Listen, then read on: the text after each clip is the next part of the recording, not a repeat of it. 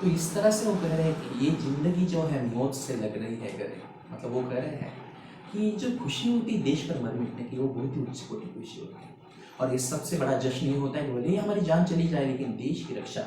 हमारी वजह से हो चुकी है। मतलब हमने देश की रक्षा के लिए बलिदान दिया है, और इस वजह से हमें जो है खुशी खुशी अपना जो है जीवन इस देश की रक्षा के लिए, अपनी भारत माता की रक्षा के लिए समर्पित करना चाहिए, उसके लिए योगदान देना चाहिए, भले ही उसके लिए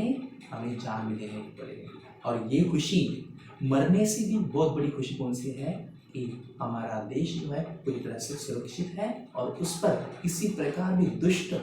संकटों का सामना करने में वो सक्षम रहा, और उस पर किसी भी दुश्मन को पैर नहीं पड़ पाए। मतलब जिंदगी मौत से मिल रही है गले। मतलब ऐसा लग रहा है, इतनी खुशी हो रही जैसे लग रहा है कि जिंदगी और मौत एक दूसरे के गले लग रही है, और वहाँ पर हम जाकर भी एक खुशी का जीवन देखकर जा रहे हैं। मतलब खुश होकर हम हंसते हंसते मरते जा रहे हैं। और इसलिए हम चाहते हैं कि आप इस तरह से आगे ऐसी कुर्बानियाँ देने वाले काफिले बनाओ, ऐसे नवयुवक बनो, और देश की रक्षा के लिए अपना समर्पित होने के लिए ऐसे जज्बे के साथ उस काफिले पर कुर्बानियाँ देने के लिए तत्पर रहो, बलिदान देने के लिए तत्पर रहो। देश से बढ़कर कोई नहीं है, भारत माता की सुरक्षा से बढ़कर कोई नहीं है, ये हमें समझना है। आगे वो कहते हैं, बांध लो अपने सर पे कफन साथियों, अब तुम्हारे हवाले ये वतन साथियों। वो कह रहे हैं कि आप अपने माथे पर, अपने सिर पर एक कफन बांध लो, मतलब एक चुनरी बांध लो। और कौन सी चुनरी है, कौन सा कफन है कि हम उसमें सफल होने वाले हैं, हम इसमें लड़ने के लिए तैयार हैं, हम देश हित के लिए जीवन जीने के लिए तैयार हैं, मतलब देश हित के लिए मर मिटने के लिए हम तैयार हैं। ऐसा आप कफन बांध लो, आप ऐसा तय कर लो कि मुझे मरते दम तक देश की सेवा करनी है, और मरते दम तक मैं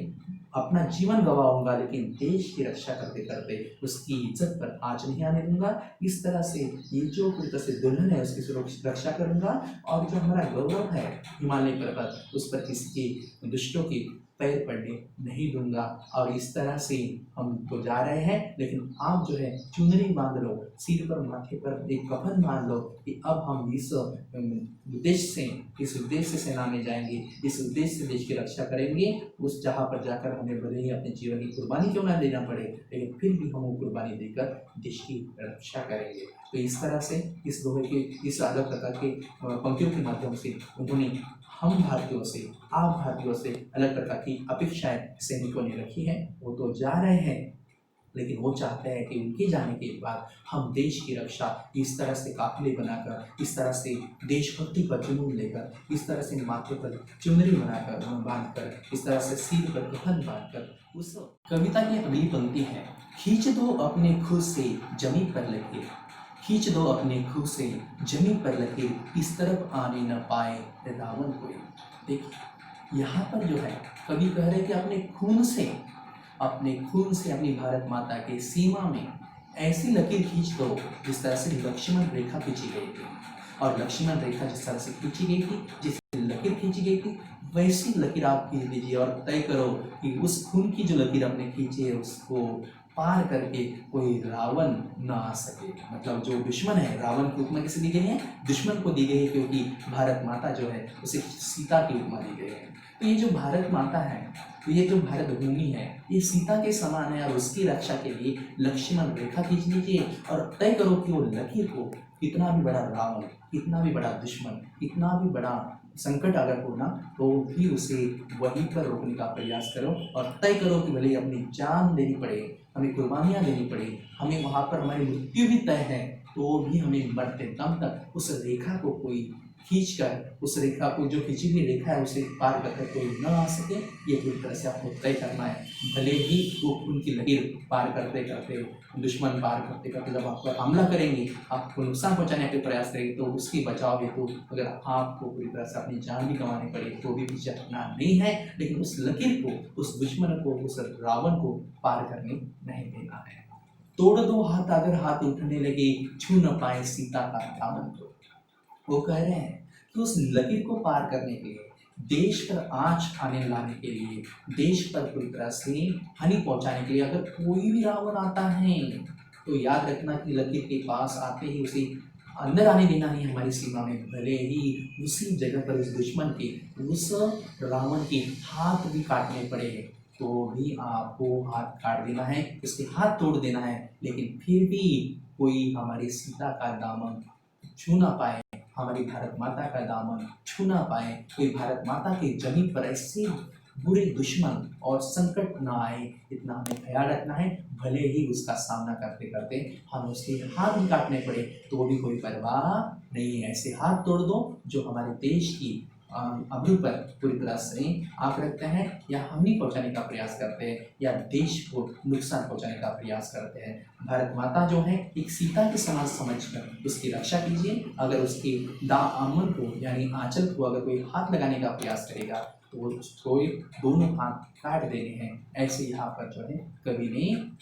अपने सैनिकों के माध्यम से, सैनिकों के विचारों के माध्यम से, सैनिकों के भाव के माध्यम से, सैनिकों की अपेक्षाओं के माध्यम से हम सभी भारतीयों को विनती की है और हम सबको ये बताने का प्रयास किया है हमें भारत माता की। राम भी तुम ही लक्ष्मण साथियों, अब तुम्हारे हवाले ये वतन साथियों। वो कह रहे हैं कि अब हम जा रहे हैं, लेकिन हम चाहते हैं कि आप भारत देश की, भारत माता की, सीता माता की रक्षा करें, भारत माता को सीता माता की उपमा दिए। वो कह रहे हैं कि यहाँ पर जो तुम हो सभी सैनिक हो, आप ही राम हो और आप ही लक्ष्मण हो। मतलब हमारी सरहद पर खून से लकीर खींचने वाले लक्ष्मण भी आप ही हो और सीता माया की इज्जत का रखवाला भी आप ही राम ही। मतलब कहने का ये है कि अब आप हम जो है हमारा संपूर्ण देश, पूरी भारत माता जो है, पूरा देश जो है आपके लिए समर्पित करते जा रहे हैं, आप पर सौंप कर जा रहे हैं और सौंप कर ये चाहते हैं कि आप ही राम बनकर, आप ही लक्ष्मण बनकर, जो भी रावण जैसे रावण रूपी संकटों से भरे हुए, दुश्मनों से भरे हुए हाथ जब सीता मैया मतलब देश की आन बान शान पर हाथ डालने का प्रयास करेंगे, तब आपको उस रावण रूपी दुश्मन की हाथ काटना है। और भले ही उसके हाथ काटते समय भले ही आपको जान देनी पड़े तो भी उसकी परवाह करना